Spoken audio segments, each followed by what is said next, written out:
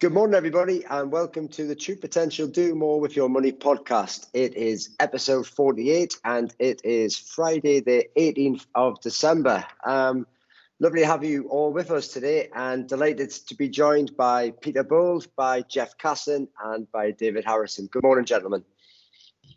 Morning, Dan.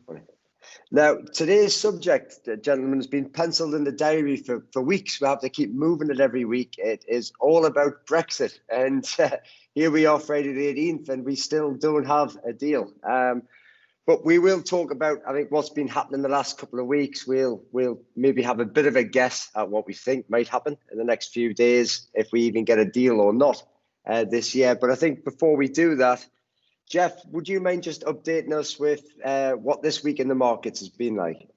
Yeah. So just this week over the markets, what have we seen? I suppose two things, or a couple of things really, that have dominated it. A lot of discussion, as we'll come on and touch about, in Brexit and news flow and how that's played through in currency markets. So we've seen quite a few moves up and down over the course of the week in sterling. Quite a strong move yesterday. So over the past 2 days, we've seen sterling up about 2% on 1% each day, back above 136 against the dollar, which has been driven by all of the news flow that we'll come on and discuss as we go through. But also, I think the other side of that, we've seen it on the dollar in terms of dollar weakness coming through over the course of the week. And that builds on a trend that we've been discussing in these podcasts and also in our morning markets discussions over the past number of months, where the dollar has weakened as growth rates in other areas of the world have continued to pick up. And we've also seen positive economic data points coming through from purchasing managers indices in Europe in particular, strength coming through there over the course of the week in manufacturing, and very strong manufacturing numbers coming through sorry, I've got somebody phoning me. Is it Santa phoning you, Jeff? It's Santa from London, Christopher Leyland. He has the right build for Santa anyway, Jeff. Sorry about that. Yeah, so where were we? Just on the course of the week, what's been happening. So yeah, positive data points coming through on Europe in particular in terms of manufacturing, services continuing to lag really quite materially there. And that's all a function, as we know, about what's been happening with lockdowns. In the US, we've seen US markets at all-time highs over the course of the week, both the S&P and the NASDAQ. And other markets that we maybe don't talk about as much, but looking at Japan has been one of those markets that's worked really well over the course of the past number of months. And indeed, this week has continued to trend positively, back to a 29-year high. So it's only now that we're going back to where Japan as a market peaked 1989. We're actually getting ourselves very close to there again. So a long time to get there. But over the course of the week, it's been one of the things to observe in Japan. I think really for me, the key thing that we've been looking at is the interaction between really politics and how it plays out in asset markets. And we've seen that with Brexit, but we also see that very much so in the US this week, with real expectation building that we will get some form of fiscal support package agreed over this weekend. So a crucial weekend on two areas. One, if we get something on Brexit, and if we get something on fiscal support in the US. So politics has been a key driver for asset markets over the course of the week. It's probably been the key driver all year when we think about it, Jeff. I know we've obviously had Corona and what have you, but the politics has been so intermingled with all of that, hasn't it? Very much so, and it's been an interesting 4 years if we think about it. Really, the role that Twitter and technology has played in politics, the immediate flow through that has into asset prices from a tweet. We may, I suppose, with Mr. Biden, be moving into something that's slightly different in that regard, and maybe we won't get the 3 o'clock in the morning tweet about changing the relationship with China. But politics, I suppose, and it's the interrelated nature of politics, government and central banks that's really come to the fore this year, and how that has been supportive in addressing the challenges that COVID-19 has presented. And we've probably never seen governments and central banks working as closely together as we do at this point in time. Great. Thanks, Jeff. And on another note, if anybody's watching today, that's a very fetching jumper that you're wearing today, Jeff. It's my TP. Do more with that special word that one can't say at this time of the year. That's. I was going to ask if you wanted to say the word there, Jeff, but you're too sharp for this host this morning, I think. No. It's been an expensive few days on that front, so I'll try and refrain from that today. It has. On Tuesday I got carried away, Jeff, and I ended up with £60 worth of fines. So it was a bad day. Wednesday, Thursday were better days. I suppose on that note, ladies and gentlemen, hopefully you know what we're talking about here. We're not allowed to say the C word, our true potential, throughout December, and we raised money for Cash for Kids for that. And I'm delighted to say that the total that my fines alone, but me, Jeff, David, Peter, and the rest of the True Potential team, we've raised more than £5,000 now for Cash for Kids, which the TP management team will be doubling as well. So we're allowed to say the C word officially from about 5 p.m. today. So this is the last day to get the fines in and the last day to catch everybody out. Peter's nicked off to Brussels. So just while we wait for Peter to come up, he's looking at me through the window and shaking his head. It's all gone wrong for Peter Bowles. Not to worry. David, just while we wait for Peter to reconnect, could you just offer your opinion, David, your view on how it's going at the minute with Brexit? I think on these podcasts we've always had a good discussion about, do we think we're going to get a deal or not get a deal? Peter asked me about a month ago, and I said I don't have any faith that we're actually going to get one.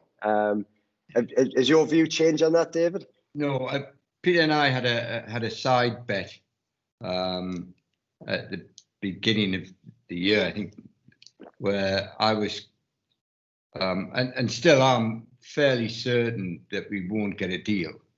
But I just want to put it in context, because there's so much stuff in the press that even if you were to study it, which people like Jeff and I suppose people like me are forced to, just from a strategic point of view, people forget that it's as if the deal is everything, but we have been doing like trade deals. It's just a trade deal. And what's different with this trade deal, it's with a bloc of countries called the European Union.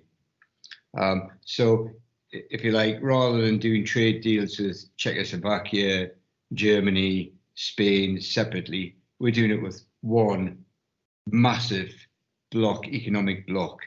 Not as massive as if we were doing it with China or with the USA.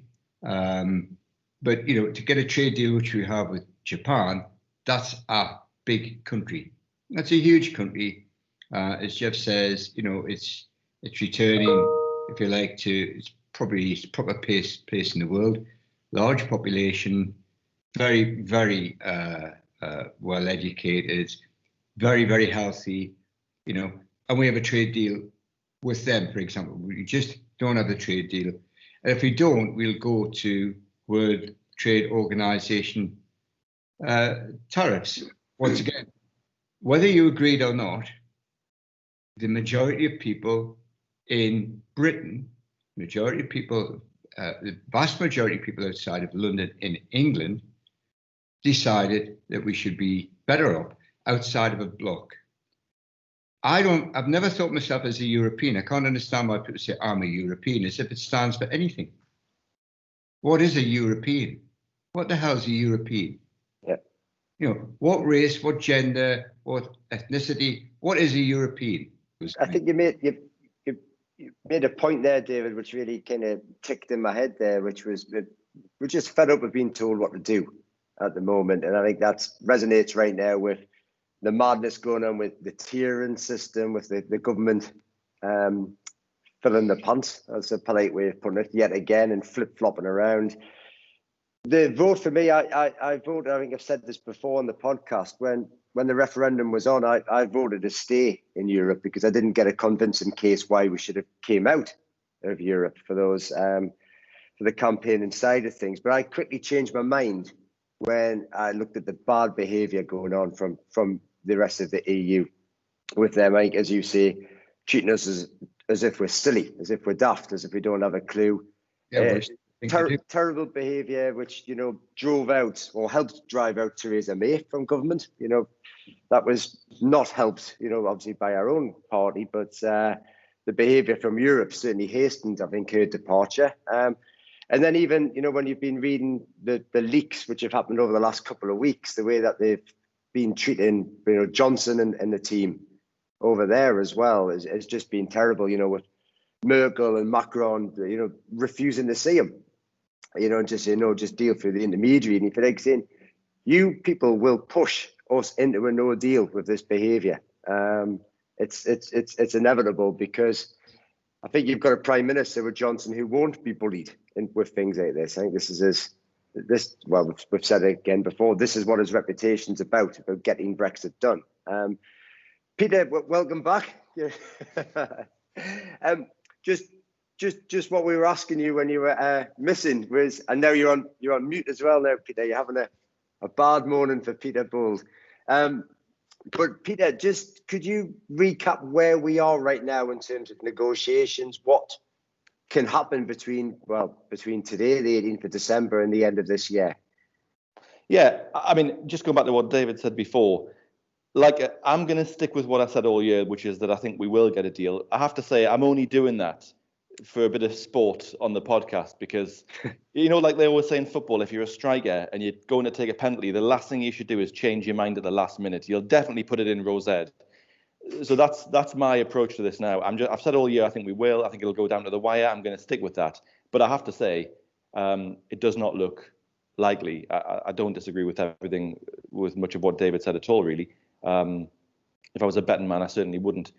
We seem to be stuck on a couple of issues, which we've discussed this lots on the podcast: fishing, state aid, but they do appear to be the two big issues. But it's politics. It's not about fishing or state aid, really. It's about who can afford to lose face politically. Johnson's got an election in 3.5 years. Macron's got an election in 2 years.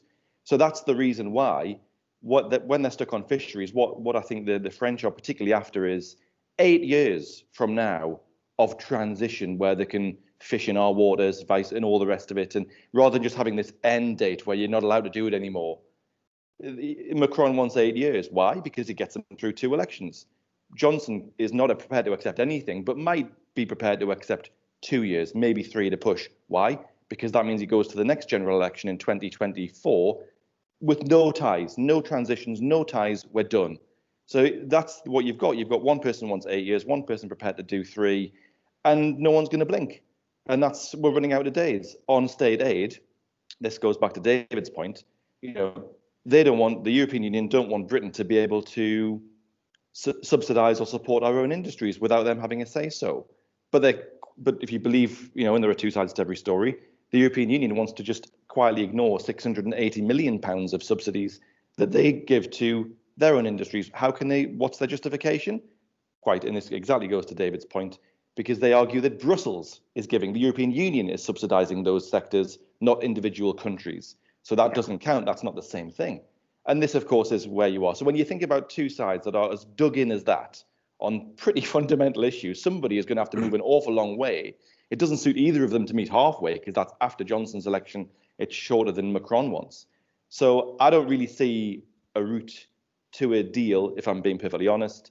Having said that, history does tell you with the European Union that it probably will go down to the 31st of December and some deal emerges. So I'll stick with what I've said all year, but I'm not hopeful. So that's a deal for Peter on the vote. No deal for you and I, David. Jeff? Working with Peter's analogy, I've thought that there is going to be a deal at some point for most of the year. So I'm not going to change my view on that, but I wholly agree with Peter that where we sit at this point in time, we're so far apart that on two key issues that it does seem increasingly likely. But it's not to say that it can't be done. But it also speaks to the challenges that Europe has got as to how it works. If we think about going back to July, they agreed their budget, they agreed the additional 800, 900 billion euros of COVID-19 special pandemic relief packages that they would put in place at an individual country level. It only came through to last week, where we got that EU budget approved, because we have two countries within Europe, Poland and Hungary, who don't want to apply the rule of law clause that sat within that package. And that just, I think, speaks to some of the points that we're discussing, that, you know, if you shine the light internally, you need to use the same approach as you're using externally. And that has been a real challenge for some of the countries that have been recent members to that EU bloc, particularly Poland and Hungary. So it's not a panacea in any way. There's many challenges within that bloc that just are somewhat intransigent and don't want to move as well. So we'll wait and see, but it's a bit like the US Congress discussion on the support package there. We've been waiting for something from July as well. And when you've got two sides that are far apart in where they want to be, somebody has to give. But as yet, nobody has blinked there either. So we'll just have to continue to monitor it and see. But if you think about it from a market perspective, markets are driven a little bit by sentiment, yes, but there's also the cold hard facts about what's happening economically and what's happening with companies. What are we hearing from companies? Well, we're seeing companies start to reinvest. We're seeing investment plans. We're seeing dividends coming through as well. So they're getting on with it. Businesses are getting on with the work that needs to be done. And that's the important thing, because that's what ultimately will improve the economy.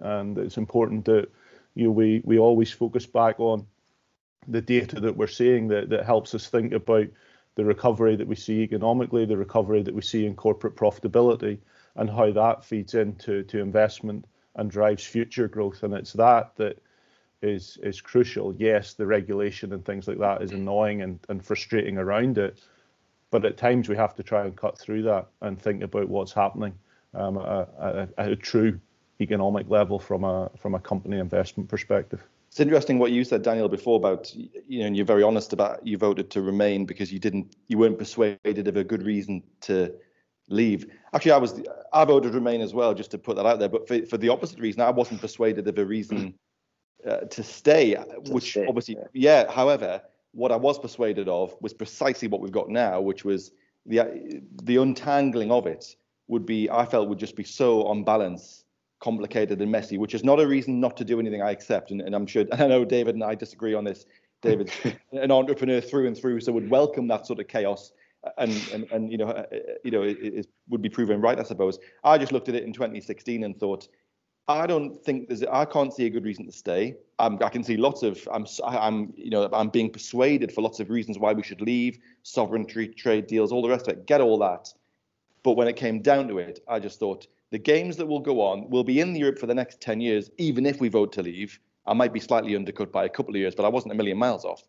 And that in the end is why I just thought, stay. But not because I was persuaded that there was a good reason to better off remaining at all. Remain. Yeah. No, absolutely, Peter. I think Jeff was talking obviously about the investment we're seeing from a lot of organizations at the minute, the strength that puts in the economy, which I don't think you'd believe if you looked at the press at times, which is kind of doom-laden. Everything's, every time a larger US bank, it seems to be the US banks do a bit of saber rattling at the minute, saying, well, if Brexit happens, we might have to leave. It gets widely publicised out there. David, do you think the press... The facts are, this is good now when we're seeing all of this played out over a number of years. So how many jobs have been lost? Answer, hardly any. Yeah. Where have they gone to? Answer, well, a few's gone to Frankfurt, a few have gone to Paris, some have gone to Madrid, maybe some have gone to Milan, and it's been diffused, it's been spread out. There is no powerful financial trading bloc being built elsewhere as a result of this. Who knows what it is? But talking about lockdown, Peter, do you think, and lockdown and Brexit, we'll segue the two together. Peter, do you think there was a hope from the bureaucrats in the EU that any sort of deal would just get kicked into the long grass for next year because of COVID? I think they just thought, well, it'll go away. It's a good question. I honestly don't know. I don't think so. I think that I don't see the two necessarily as being related. Maybe. I mean, I think I don't think Boris politically can at all allow it to drag on beyond this year, or if he does, forget it in 3.5 years' time. I mean, there's two things going on, Daniel, already, and this is the link between COVID and Brexit.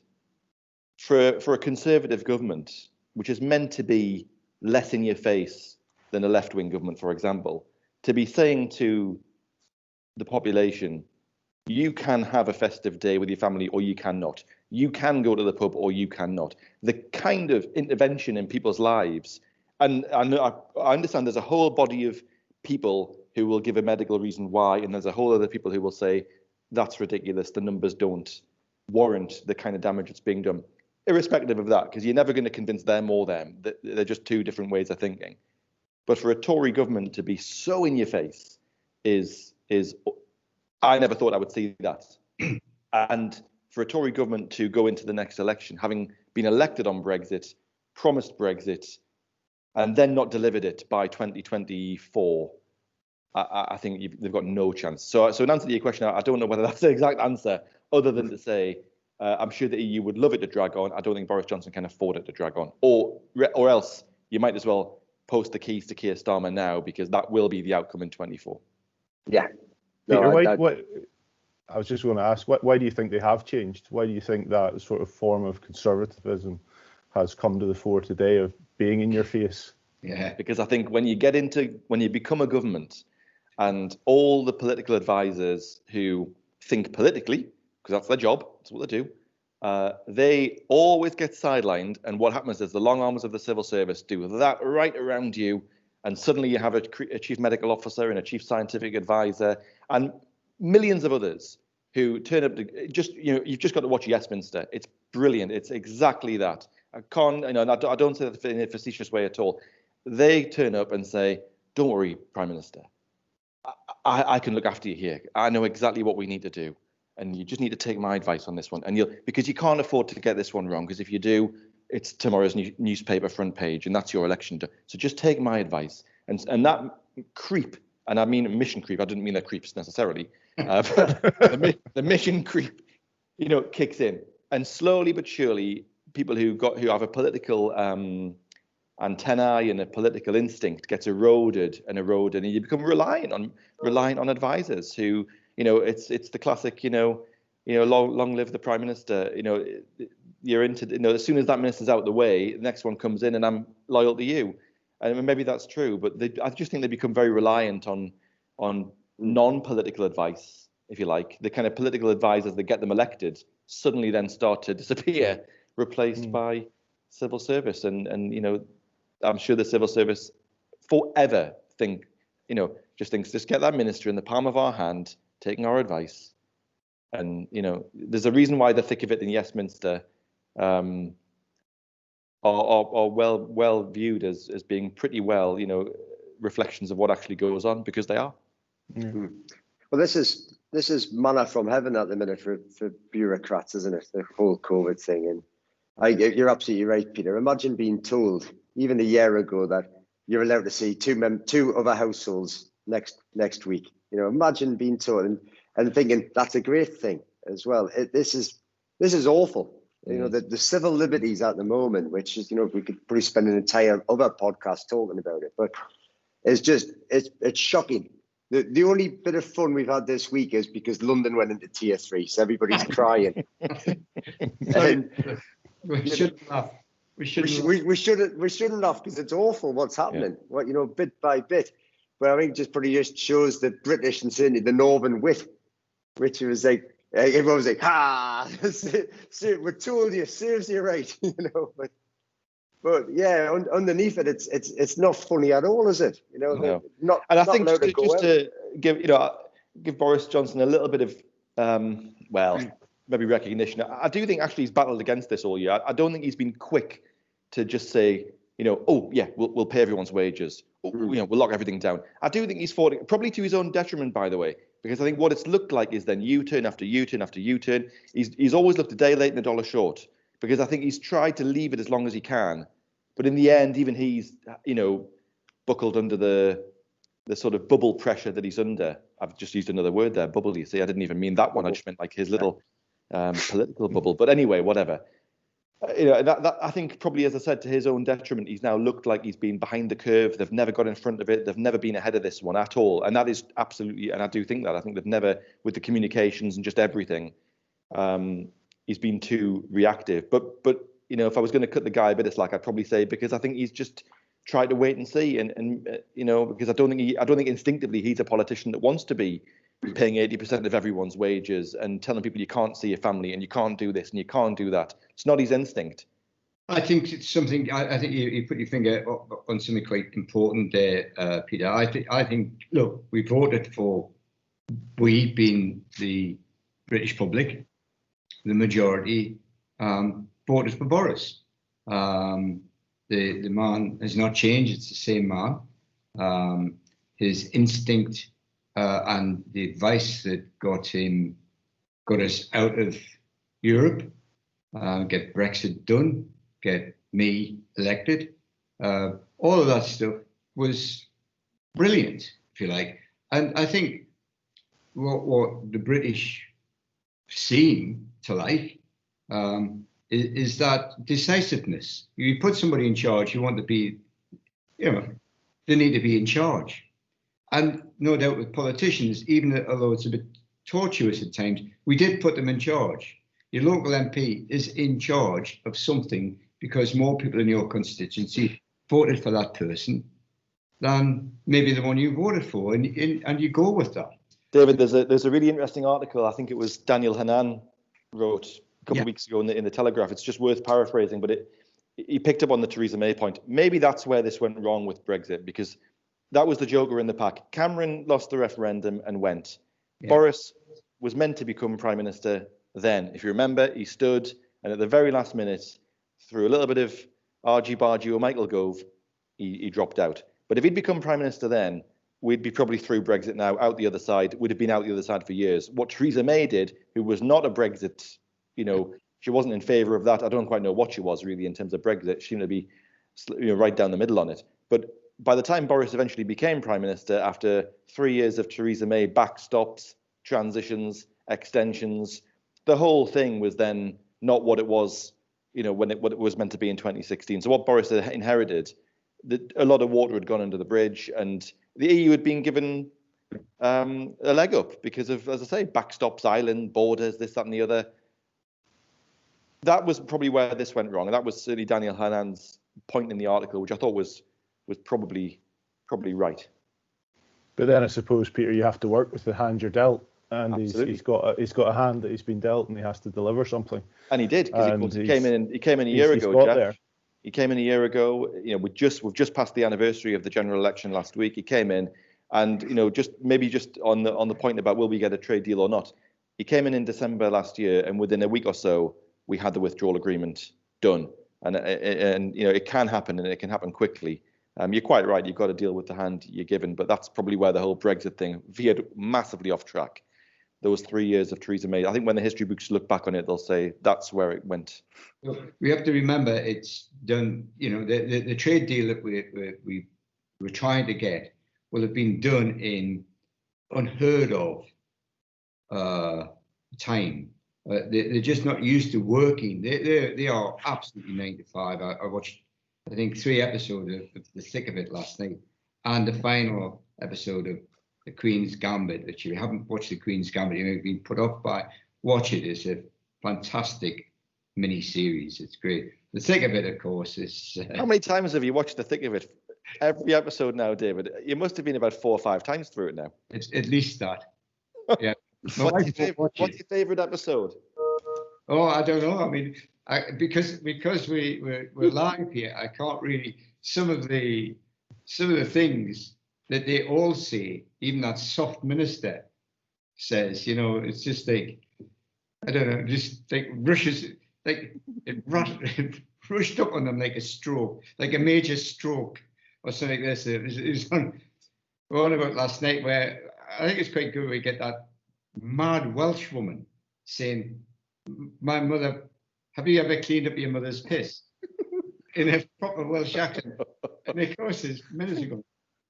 I don't know. Is that the one that says, "I'll never trust you since you messed with the metric martyrs"? No, it's not that one.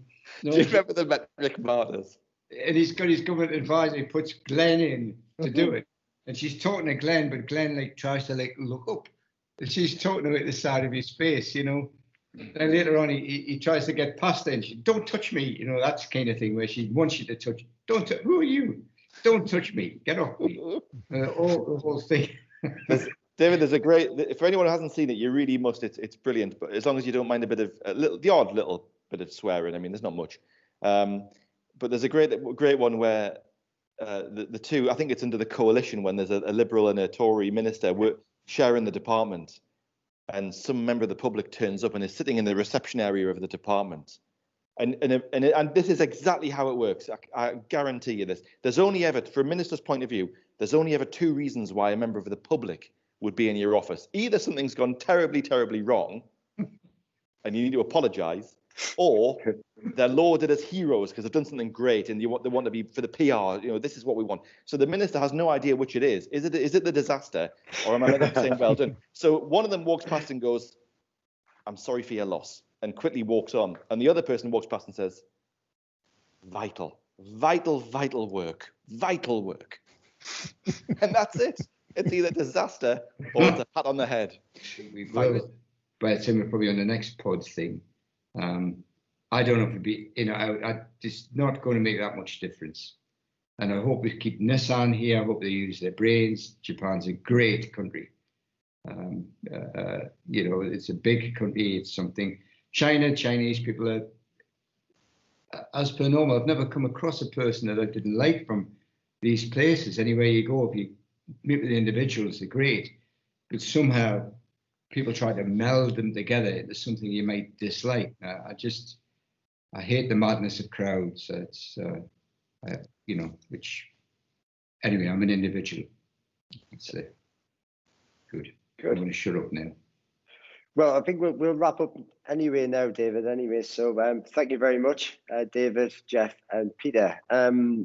We're not on next week because of Father you-know-who visiting only a maximum 3 households at a time. But we are on the week after for a special, a year and summary special. So look forward to that, ladies and gentlemen at home. Do make sure you subscribe. Santa will become a super spreader, won't he? He will. All around the world, and that's Slayer is seeing everybody. Nobody's thought of that. No. That's never been mentioned. That I think Boris, well, not too much. Michael Gove myself to have a word with Father, what's his name, and say, listen, you know, you can put him on furlough, although he only works 1 day a week, 1 day a year anyway. Yeah. He probably doesn't qualify for it. He'd be like some poor self-employed person who doesn't quite qualify for it somehow. So I know that because somebody running a hotel or things like 2 hotels or that kind of thing, it doesn't qualify for. If you qualify for it, you can run a multi-million pounds hotel and you get £3,000 a month to help you, which is great. I think that's a great thing to have. So it's a bit like winter allowance. It's £200, you know, winter fuel allowance. It's, well, George Peebles was celebrating the other day, David. George is one of our non-execs, but for the first year, he's got his winter fuel allowance. So George is just qualified for it. It'll be subsidised by the English. Nicola's just doing anything she wants right now because she knows she's not going to pay for it. So it's time to wrap it up, gentlemen. So thank you very much for your input today, everybody. Who knows, maybe next time we're together, we may or may not have a deal sorted for Brexit. But thanks, everybody, for listening. Have a lovely weekend, whichever tier or country or whatever you're in. And have a lovely festive time on the 25th, a week today. Pleasure speaking to you all, and we'll speak in 2 weeks' time. Thanks, everyone. Bye-bye. Thank you. Thanks for watching. If you enjoyed this video, please leave a like and don't forget to subscribe to the True Potential YouTube channel. If you have any questions or requests for future videos, let us know in the comments.